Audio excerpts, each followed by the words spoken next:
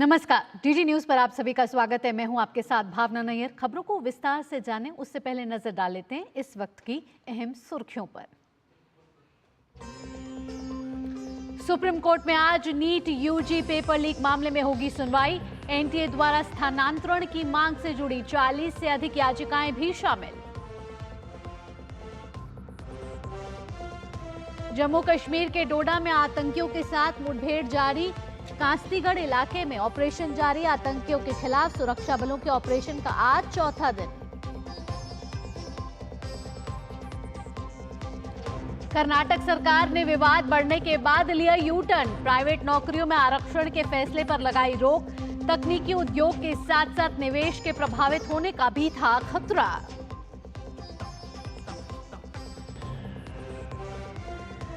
बूंदाबांदी होने के बावजूद दिल्ली वासियों को नहीं मिली उमस से राहत। वहीं कर्नाटक में मूसलाधार बारिश के कारण NH 66 पर भूस्खलन, 4 की मौत। उधर असम में बाढ़ की स्थिति में लगातार सुधार जारी। अंतर्राष्ट्रीय खबरों में डोनाल्ड ट्रंप पर जानलेवा हमले के मामले में अमेरिकी संसदीय कमेटी ने उठाया बड़ा कदम। सीक्रेट सर्विस चीफ को समन जारी कर मामले में पहली सुनवाई में गवाही के लिए बुलाया।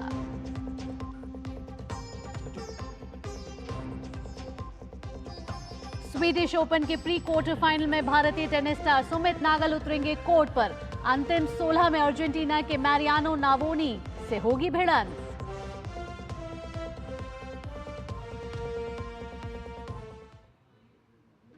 अब खबरें विस्तार से। सुप्रीम कोर्ट आज नीट यूजी से जुड़ी याचिकाओं पर सुनवाई करेगा। इनमें राष्ट्रीय परीक्षण एजेंसी एनटीए द्वारा स्थानांतरण की मांग करने वाली याचिकाएं भी शामिल हैं। मुख्य न्यायाधीश DY चंद्रचूड़ और न्यायमूर्ति JB पारदीवाला और न्यायमूर्ति मनोज मिश्रा की पीठ 40 से अधिक याचिकाओं पर सुनवाई करेगी। इनमें राष्ट्रीय परीक्षण एजेंसी एनटीए द्वारा स्थानांतरण की मांग करने वाली याचिकाएं भी शामिल हैं। इससे पहले सुप्रीम कोर्ट ने 11 जुलाई को उन याचिकाओं पर सुनवाई 18 जुलाई तक के लिए स्थगित कर दी थी, जिनमें परीक्षा रद्द करने, दोबारा परीक्षा कराने और NEET UG 2024 के संचालन में कथित कदाचार की जांच की मांग करने वाली याचिकाएं केंद्र सरकार के जवाब के रूप में शामिल थीं। पीठ ने कहा था कि उसे परीक्षा के संचालन में कथित अनियमितताओं की जांच में हुई प्रगति पर केंद्रीय जांच ब्यूरो CBI से एक स्थिति रिपोर्ट प्राप्त हुई है। वहीं केंद्र सरकार ने पिछले हफ्ते सुप्रीम कोर्ट में एक अतिरिक्त हलफनामा दायर किया था और कहा था कि नीट यूजी के परिणामों का डेटा विश्लेषण IIT मद्रास द्वारा किया गया है। केंद्र ने कहा है कि अगर परीक्षा आयोजित करने में बड़े पैमाने पर कदाचार हुआ तो कोर्ट दोबारा परीक्षा का आदेश दे सकता है।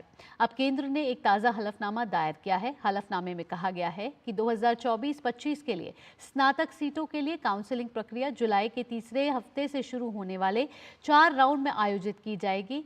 इधर एनटीए ने भी इसी तर्ज पर एक अलग अतिरिक्त हलफनामा दायर किया है, जिसमें कहा गया है कि उसने राष्ट्रीय, राज्य और शहर स्तर पर अंकों के वितरण का विश्लेषण किया है। यह विश्लेषण इंगित करता है कि अंकों का वितरण बिल्कुल सामान्य है। इसमें अंकों के वितरण को प्रभावित करने जैसा कुछ नहीं है। गौरतलब है कि 8 जुलाई को याचिकाओं पर सुनवाई करते हुए सुप्रीम कोर्ट ने कहा था कि नीट यूजी 2024 की पवित्रता का उल्लंघन हुआ है। यदि पूरी प्रक्रिया प्रभावित हुई है तो दोबारा परीक्षा का आदेश दिया जा सकता है।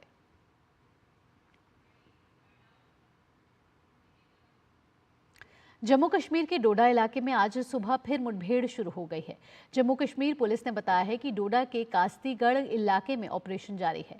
डोडा में आतंकियों के खिलाफ सुरक्षा बलों के ऑपरेशन का आज चौथा दिन है। डोडा के देसा इलाके में 15 जुलाई को सेना और पुलिस को आतंकियों के छिपे होने की सूचना मिली थी। सर्च ऑपरेशन के दौरान आतंकियों ने जवानों पर फायरिंग की और भाग निकले। 15 जुलाई की रात 9 बजे आतंकियों ने फिर गोलीबारी की। इसमें एक कैप्टन समेत 4 जवान शहीद हो गए। 16 जुलाई को डोडा के देसा फॉरेस्ट बेल्ट में कलां भाटा में रात 10:45 पर पंचान भाटा इलाके में रात 2 बजे फिर फायरिंग हुई। हालांकि इसमें किसी नुकसान की खबर नहीं है। जम्मू क्षेत्र में पिछले 84 दिन में 10 आतंकी हमलों में 12 जवानों की शहादत के बाद सेना ने अब सबसे बड़ा सर्च ऑपरेशन शुरू किया है। सेना सूत्रों के मुताबिक ऑपरेशन में सेना और जम्मू कश्मीर पुलिस के 7,000 जवान, 8 ड्रोन, हेलीकॉप्टर्स, करीब 40 खोजी कुत्तों को लगाया गया है। जम्मू में बढ़ रही आतंकवादी गतिविधियों पर रक्षा विशेषज्ञों का मानना है कि हमें अपनी रणनीति में बदलाव लाना होगा। डीडी न्यूज संवाददाता विशाल बैरिस्टो ने जनरल संजय कुलकर्णी से खास बातचीत की है। डोडा में हुए आतंकवादी हमले ने फिर से ये सवाल खड़ा कर दिया है कि क्या आतंकवादियों ने अपना बेस बदल लिया है, क्या ये हताशा की कार्रवाई है या क्या वजह है कि ये इस तरह के इंसिडेंट ज़्यादा हो रहे हैं। हमारे साथ हैं इस पर बातचीत करने के लिए रक्षा विशेषज्ञ लेफ्टिनेंट जनरल कुलकर्णी जो सेवानिवृत्त हैं। ये ऐसे है कि पाकिस्तान काफ़ी अब फ्रस्ट्रेटेड है क्योंकि वो घाटी के अंदर तो कुछ कर नहीं पा रहा है और घाटी में भी काफ़ी कुछ डेवलपमेंट होने के नाते वहाँ के जो लोग हैं वो भी मैं कहूँगा कि इस आतंकवाद से बहुत परेशान थे और यही कारण है कि कुलगाम में या कुपवाड़ा में जो इंसिडेंट्स हो रहे हैं क्योंकि इन्फॉर्मेशन लोकल्स देते हैं, खबर लोकल्स बताते हैं कि यहाँ पे आतंकवादी आया है, फिर उनको मारने में आसानी होती है। अब जब इस तरह के फ्रस्ट्रेशन पाकिस्तान को आबादी में कोई सक्सेस नहीं मिल रहा है और अपने रेलेवेंस के लिए पाकिस्तान ने अब सोचा कि जम्मू डिवीज़न जो है काफ़ी सालों से शांत है और यहाँ पर अब क्यों ना हम राजौरी, पुंछ, कठुआ, किश्तवाड़, डोडा, रियासी, ये जो पहाड़ी इलाके हैं, बहुत घने जंगल हैं, बहुत मुश्किल का इलाका है, इनमें जाकर के आतंकवादी को धकेला जाए और यहाँ के जो लोकल्स हैं उनका सपोर्ट लेकर, जिन्हें ओवरग्राउंड वर्कर बोलते हैं, OGW बोलते हैं, उनकी मदद के द्वारा किस प्रकार से यहाँ पे आतंक फैलाया जाए। अपने इंटेलिजेंस नेटवर्क को तो स्ट्रॉन्ग करना ही पड़ेगा, लेकिन फिर भी किस तरह का टैक्टिकल चेंज होना चाहिए। ये जो लोग होते हैं इन्होंने एक बार ही काम करना है। हम लोगों ने 24/7 365 दिन सतर्क रहना है, तो हम लोगों ने अपने SOPs जो होते हैं उनके ऊपर ध्यान देना है, ROPs लगते हैं उनके ऊपर ध्यान देना है, यकीन करना है कि हम किसी के बहकावे में आकर के हमारे ऊपर कोई इस तरह का एम्बुश ना हो जाए, उससे यकीन करना है। Synergy between all the forces जो काम करें, चाहे पुलिस हो, पैरामिलिट्री है, फौज है, कोई भी जो है आपके खबरी हैं, जो भी है, इन सब को साथ में लेकर के चलना निहायत ज़रूरी है। तो आपने सुना रक्षा विशेषज्ञ से, हमें मरना नहीं है, हमें मारना है, अपने इंटेलिजेंस नेटवर्क को स्ट्रॉन्ग करना है और अपनी टैक्टिक्स में बदलाव लाना होगा। हमें जाल में फंसना नहीं है, दुश्मन को जाल में फंसाना है। कैमरामैन शुभम के साथ मैं विशाल बैरिस्टो, DD न्यूज़, दिल्ली। निजी कंपनियों में आरक्षण मामले में प्राइवेट सेक्टर की कंपनियों और उद्योग जगत के भारी विरोध के चलते कर्नाटक की सिद्धारमैया सरकार बैकफुट पर आ गई है। विरोध के चलते सरकार ने निजी कंपनियों में 100% स्थानीय लोगों का आरक्षण वाले अपने कैबिनेट के फैसले को फिलहाल स्थगित कर दिया है। गौरतलब है कि कर्नाटक के मुख्यमंत्री सिद्धारमैया ने प्राइवेट सेक्टर की नौकरियों में कन्नड़ लोगों के लिए 100% आरक्षण को लेकर सोशल मीडिया प्लेटफॉर्म X पर पहले एक पोस्ट किया था, जिसमें कहा गया था कि कैबिनेट ने कर्नाटक में निजी उद्योगों और अन्य संगठनों में प्रशासनिक पदों के लिए 50% और गैर प्रशासनिक पदों के लिए 75% आरक्षण तय करने वाले विधेयक को मंजूरी दे दी है। इस पोस्ट के बाद कर्नाटक सरकार के फैसले का चौतरफा विरोध शुरू हो गया। इसके बाद सरकार ने इस पर रोक लगा दी है। केंद्रीय गृह एवं सहकारिता मंत्री अमित शाह आज नई दिल्ली में नार्को समन्वय केंद्र NCORD की 7वीं शीर्ष स्तरीय बैठक की अध्यक्षता करेंगे। इस मौके पर अमित शाह राष्ट्रीय नारकोटिक्स हेल्पलाइन, मानस मादक पदार्थ निषेध आसूचना केंद्र का शुभारंभ और श्रीनगर में नारकोटिक्स कंट्रोल ब्यूरो के क्षेत्रीय कार्यालय का भी उद्घाटन करेंगे। गृह मंत्री NCB की वार्षिक रिपोर्ट 2023 और नशा मुक्त भारत पर विवरण भी प्रस्तुत करेंगे। इस बैठक का उद्देश्य देश में मादक पदार्थों की तस्करी और दुरुपयोग से निपटने में शामिल विभिन्न केंद्रीय और राज्य सरकार की एजेंसियों के प्रयासों में समन्वय स्थापित करना है।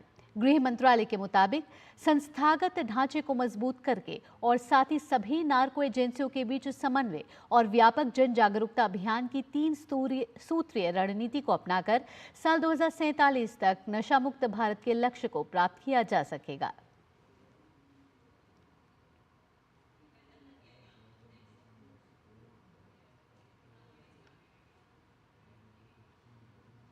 और अब खबर मानसून से जुड़ी हुई। दिल्ली NCR के लोग एक तरफ जहां उमस भरी गर्मी की मार झेल रहे हैं, वहीं पहाड़ी राज्यों उत्तराखंड और हिमाचल में जोरदार बारिश ने सितम ढा रखा है। मौसम विभाग के अनुसार आज दिल्ली में रिमझिम बारिश हो सकती है। वहीं अधिकतम तापमान 37 डिग्री और न्यूनतम तापमान 29 डिग्री रहने की उम्मीद है। आईएमडी के पूर्वानुमान के अनुसार दिल्ली एनसीआर सहित बिहार और उत्तरी भारत के कई इलाकों में बारिश की संभावना जताई गई है। कोंकण और गोवा, मध्य महाराष्ट्र, मराठवाड़ा, केरल, लक्षद्वीप, कर्नाटक, गुजरात, मध्य प्रदेश, विदर्भ, छत्तीसगढ़, तटीय आंध्र प्रदेश, तेलंगाना में भारी से बहुत भारी बारिश होने की संभावना है।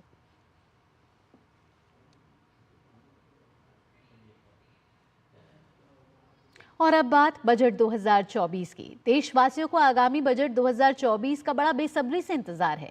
ऐसे में टारगेटेड स्कीम्स के जरिए महिलाओं के इकोनॉमिक एम्पावरमेंट को बढ़ाने के बारे में चर्चाएं प्रमुख तौर पर हो रही हैं।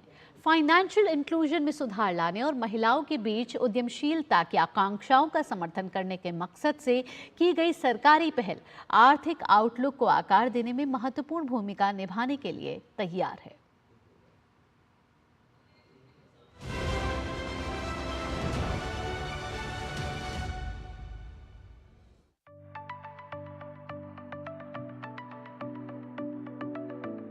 महिलाओं में भारत के सामाजिक आर्थिक स्थिति को नया आकार देने की जबरदस्त क्षमता है। सरकार का अगर पिछले 10 सालों का रिपोर्ट कार्ड देखा जाए तो अधिकतर योजनाओं के केंद्र बिंदु में महिलाएं होती हैं। इसके पीछे प्रधानमंत्री नरेंद्र मोदी की सशक्त नारी के जरिए समृद्ध भारत की राह गढ़ने की सोच है और इस सोच को सरकार ने अपनी कार्यशैली में पूरी तरह से उतारा भी है। गरीब परिवार की महिलाओं को रसोई में खाना बनाते वक्त धुएं से मुक्ति दिलाने के मकसद से 1 मई 2016 को प्रधानमंत्री उज्ज्वला योजना की शुरुआत की गई। इसका फायदा ग्रामीण और शहरी दोनों इलाकों में रहने वाले बीपीएल परिवार की महिलाओं को मिला। देश में लैंगिक समानता को बढ़ावा देने और लड़कियों को सशक्त बनाने के लिए प्रधानमंत्री मोदी ने 22 जनवरी 2015 को बेटी बचाओ बेटी पढ़ाओ योजना की शुरुआत की, जिसके चलते राष्ट्रीय लिंगानुपात पहली बार सुधरकर 1020 हुआ। गर्भवती और स्तनपान कराने वाली माताओं और बच्चों के स्वास्थ्य और पोषण में सुधार के लिए प्रधानमंत्री मातृ वंदना योजना की शुरुआत की गई, जिसके तहत गर्भवती और स्तनपान कराने वाली माताओं को पहले बच्चे के लिए 5,000 रुपए की वित्तीय सहायता दी जाती है, तो वहीं दूसरे बच्चे के लिए 6,000 रुपए की आर्थिक मदद प्रदान की जाती है। महिलाओं में उद्यमशीलता को बढ़ावा देने के लिए मोदी सरकार ने स्टैंड अप इंडिया योजना की शुरुआत की। इस योजना के तहत 1,80,000 से अधिक महिलाओं और अनुसूचित जाति और जनजाति के उद्यमियों को 40,600 करोड़ रुपए से अधिक के ऋण स्वीकृत किए गए। वहीं मुद्रा लोन योजना के जरिए नवंबर 2023 तक कुल 44.46 करोड़ ऋणों में से 30.64 करोड़ महिलाओं को स्वीकृत किए गए हैं। बालिकाओं के भविष्य को सुरक्षित करने के लिए मोदी सरकार द्वारा सुकन्या समृद्धि योजना की शुरुआत की गई। इस योजना के अंतर्गत दिसंबर तक 3.2 करोड़ खाते सक्रिय हैं। अपने शहर से बाहर जाकर कामकाज करने वाली महिलाओं के लिए सुरक्षित और सुविधाजनक आवास की जरूरतों को पूरा करने के मकसद से कामकाजी महिला छात्रावास योजना की शुरुआत हुई। इस योजना के तहत सरकार कामकाजी महिलाओं को गांव, कस्बा, शहर और बड़े शहरों में रहने के लिए हॉस्टल की सुविधाएं उपलब्ध कराती है। हाल ही में वित्त मंत्री ने लखपति दीदी योजना के बारे में बताया कि महिला लाभार्थियों का लक्ष्य 2 करोड़ से बढ़ाकर 3 करोड़ किया जा रहा है। 9 करोड़ महिलाएं 83 लाख स्वयं सहायता समूहों के साथ मिलकर ग्रामीण सामाजिक आर्थिक परिदृश्य को बदल रही हैं। ये सरकार के दीर्घकालिक सामाजिक, आर्थिक और राजनीतिक विकास के उद्देश्य का ही परिणाम है, जिसके तहत नीतिगत पहलों के माध्यम से महिला सशक्तिकरण सुनिश्चित करने के लिए निर्णायक एजेंडा निर्धारित किया गया। भारत की विकास यात्रा महिलाओं के सशक्तिकरण से बहुत गहराई से जुड़ी हुई है। इस महत्वपूर्ण संबंध को पहचानते हुए केंद्र सरकार ने नारी सशक्तिकरण को अपने एजेंडे में सबसे आगे रखा है। आने वाले बजट में उम्मीद की जा रही है कि महिलाओं को विभिन्न चरणों में सहायता देने वाले कल्याणकारी कार्यक्रमों में और बढ़ोतरी होगी। Business desk, DD news.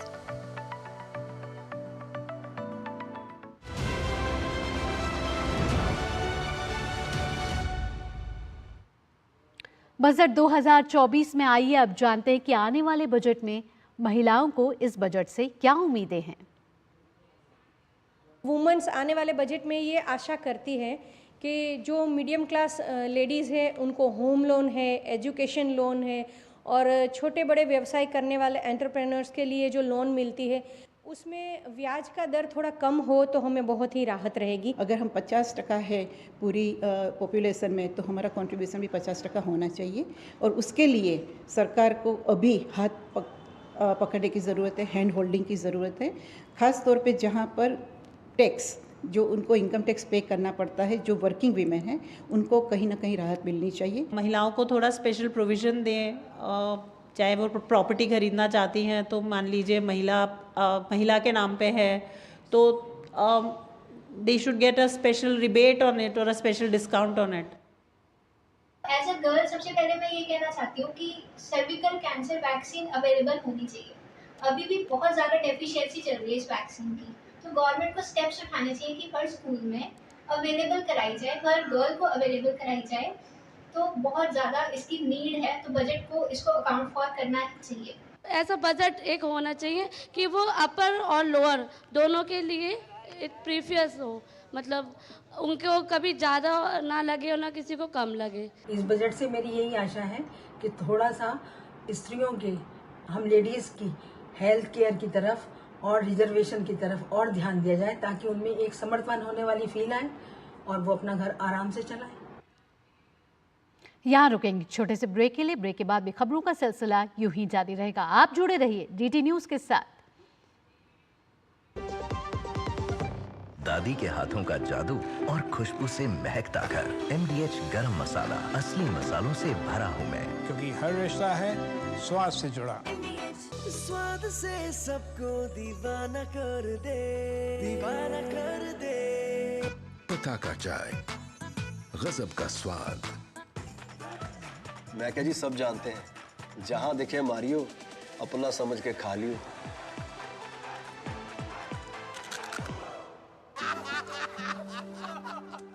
चुटकुला समझ नहीं आया? समझ तो ये नहीं आता कि खेत धान का या खरपतवार का। तो इसमें समझना क्या है दोस्त? ले आओ धान के खरपतवारों का स्पेशलिस्ट ग्रीन लेबल। IIL के ट्रैक्टर ब्रांड का ग्रीन लेबल, धान के खरपतवारों का स्पेशलिस्ट। ब्रेक के बाद आपका स्वागत है। भारत की योजना 2047 तक अपने हवाई अड्डों की संख्या को 2 गुना से भी अधिक बढ़ाकर 300 करने की है, जो कि यात्री यातायात में 8 गुना वृद्धि के आधार पर है। देश के हवाई अड्डे प्राधिकरण द्वारा बनाई गई मसौदा योजना से पता चलता है। देखिए ये खास रिपोर्ट। भारत अपने विमानन क्षेत्र में एक बड़े बदलाव के कगार पर है। 2047 तक देश का लक्ष्य अपने हवाई अड्डों की संख्या को 2 गुना से अधिक करके कुल 300 तक पहुंचाने का है। ये महत्वाकांक्षी लक्ष्य यात्री यातायात में होने वाली 8 गुना बढ़ोतरी से प्रेरित है। वर्तमान में भारत में 138 हवाई अड्डों से परिचालन होता है। बढ़ती मांग को पूरा करने के लिए भारतीय विमानपत्तन प्राधिकरण ने एक व्यापक विस्तार योजना की रूपरेखा तैयार की है। इसमें मौजूदा हवाई पट्टियों को पूरी तरह से परिचालन वाले हवाई अड्डों में अपग्रेड करना और जमीनी स्तर से नए हवाई अड्डों का निर्माण करना शामिल है। That is the commitment of our Prime Minister Narendra Modi ji, and he has said before also Hawai Chappal se Hawai Jahaz tak, and he has been committed since day one that aviation should go to reach 240 crore people of this country. Everyone should be able to travel, and with that commitment he has launched the Udan scheme, and through that we have built new airports. In 2014 there were only 70 airports in the country. Now we have expanded to 157 airports, and like you said, in the next 20-25 years we want to double this number of airports, and there is good scope also. Airbus A320 और Boeing 737 जैसे विमानों को उतारने के लिए लगभग 70 हवाई पट्टियां विकसित की जाएंगी। इसके अलावा 40 हवाई पट्टियों को छोटे विमानों की सेवा के लिए अपग्रेड किया जा सकता है। ऐसे मामलों में जहां हवाई पट्टी विकसित नहीं की जा सकती या जहां 50 किलोमीटर के दायरे में कोई नागरिक हवाई अड्डा मौजूद नहीं है, नए ग्रीनफील्ड हवाई अड्डों पर विचार किया जाएगा। राष्ट्रीय हवाई अड्डा विकास योजना के मसौदे के अनुसार वार्षिक यात्री संख्या में उल्लेखनीय वृद्धि होने की उम्मीद है, जो 2047 तक 3 अरब से 3.5 अरब के बीच पहुंच जाएगी, जो मौजूदा 37.6 करोड़ से काफी अधिक है। अनुमान है कि कुल यातायात में अंतर्राष्ट्रीय यातायात का हिस्सा लगभग 10 से 12% होगा। 2047 तक अनुमानित $18,000 से $20,000 प्रति व्यक्ति आय के साथ भारत में प्रतिवर्ष प्रति व्यक्ति एक यात्रा की औसत प्राप्त करने का अनुमान है और उस समय तक संभवतः 3 अरब से अधिक यात्रियों को समायोजित किया जा सकेगा। यह भारत के विमानन क्षेत्र में एक नई सुबह होगी।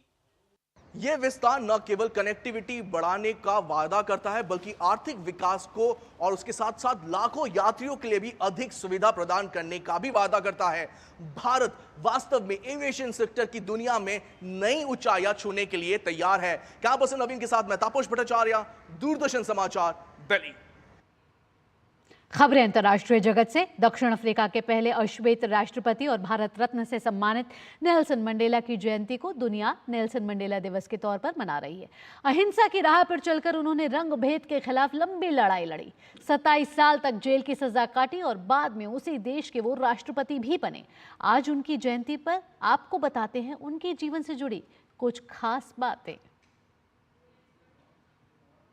हर साल 18 जुलाई को दुनिया मानवाधिकारों के प्रतीक और समानता के समर्थक नेल्सन मंडेला के जीवन और विरासत का सम्मान करने के लिए साथ आती है, क्योंकि इसी दिन 1918 में शांति के प्रचारक और लोकतंत्र के प्रज्वलित प्रकाश स्तंभ नेल्सन मंडेला का जन्म दक्षिण अफ्रीका के मवेजो गांव में हुआ था। मदीबा के नाम से मशहूर नेल्सन मंडेला ने अहिंसा की राह पर चलकर रंग भेद के खिलाफ लंबी लड़ाई लड़ी। यही वजह है कि मंडेला को साउथ अफ्रीका का गांधी भी कहा जाता है। दक्षिण अफ्रीका में रंगभेद खत्म करने में नेल्सन मंडेला ने अग्रणी भूमिका निभाई थी और दुनिया भर में अन्याय के खिलाफ प्रतिरोध का प्रतीक बने थे। मदीबा का जीवन काफी संघर्षपूर्ण बीता। छात्र जीवन के दौरान 1940 में विरोध प्रदर्शन का नेतृत्व करने के लिए उन्हें फोर्ट हेयर विश्वविद्यालय से निष्कासित कर दिया गया। 1944 में अफ्रीकन नेशनल कांग्रेस में शामिल होने के बाद नेल्सन मंडेला ने रंग भेद के विरुद्ध आंदोलन छेड़ दिया। इसी साल उन्होंने अपने सहयोगी के साथ मिलकर African national Congress youth league की स्थापना की और 1948 में इसके सचिव चुने गए। 1956 में उन पर देशद्रोह के आरोप में मुकदमा चला, लेकिन 4 साल की सुनवाई के बाद उन्हें बरी कर दिया गया। 1960 में अफ्रीकी नेशनल कांग्रेस को प्रतिबंधित संगठन घोषित कर दिया गया और मंडेला भूमिगत हो गए। 1964 में रिवोनिया मुकदमे के बाद मंडेला को आजीवन कारावास की सजा सुनाई गई और उन्होंने अपने जीवन के 27 साल जेल में बिताए। लंबे संघर्ष के बाद 1990 में उनकी जेल से रिहाई हुई। अहिंसा की राह पर चलकर रंगभेद के खिलाफ नेल्सन मंडेला ने जो लड़ाई लड़ी, उसके बाद उनकी छवि पूरी दुनिया में शांति दूत की बन गई। 1990 में भारत सरकार ने मंडेला को देश के सर्वोच्च नागरिक सम्मान भारत रत्न से सम्मानित किया। 1993 में उन्हें नोबेल शांति पुरस्कार से सम्मानित किया गया।